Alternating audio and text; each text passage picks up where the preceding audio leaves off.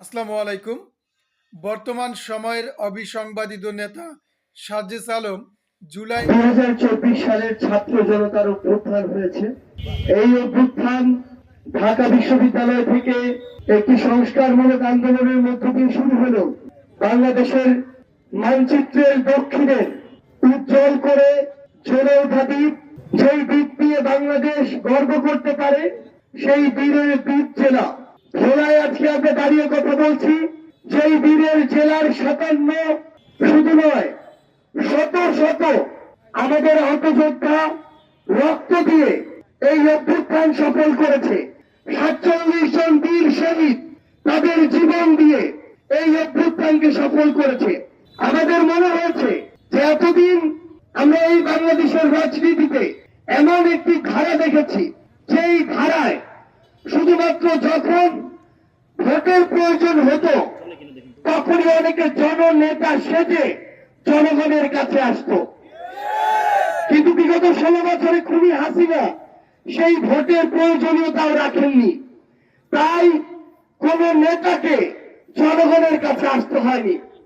কিন্তু আমরা মনে করি এই অভ্যুত্থানে আমরা ঐক্যবদ্ধ ভাবে হাতে হাত রেখে কাঁধে কাঁধ মিলিয়ে লড়াই করে স্বৈরাচারী খুনি হাসিনাকে দেশ ছাড়া করেছি।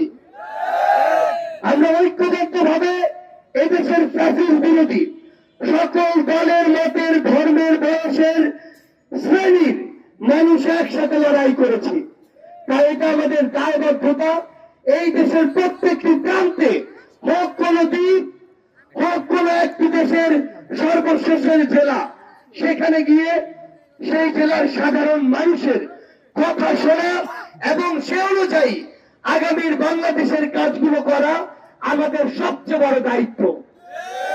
সেই জায়গা থেকে আজকে যখন আমরা চিন্তা করছি, যেই অভ্যুত্থানে যেই স্পিরিটকে সামনে রেখে আমরা রক্ত দিয়েছি, জীবন দিয়েছি, যেই শব্দগুলো এখন আমরা ধারণ করি বাংলাদেশকে নিয়ে, যেই শব্দগুলো দেখি, সেই শব্দগুলো একটি ঘোষণাপত্রে লিখিত আকারে থাকা প্রয়োজন। কিন্তু কোন কথাগুলো লিখিত আকারে এই ঘোষণাপত্রে থাকা প্রয়োজন, সেগুলো যেন কয়েকজনের কথা না হয়, সেগুলো যেন বাংলাদেশের প্রত্যেকটি জেলার, থানার প্রত্যেকটি শ্রেণীর মানুষের কথা হয়। সেই জায়গা থেকে আমরা এই দ্বীপ জেলা ভোলায় এসেছি। আমরা মনে করি ওই ঢাকা শহর থেকে দূরত্ব কখনো প্রায়োরিটি নির্ধারণ করতে পারে না। প্রায়োরিটি নির্ধারণ করবে কার কতটুকু ত্যাগ আছে। সেই ত্যাগে প্রথম সারি বাংলাদেশের একটি জেলা হচ্ছে বীরের জেলায়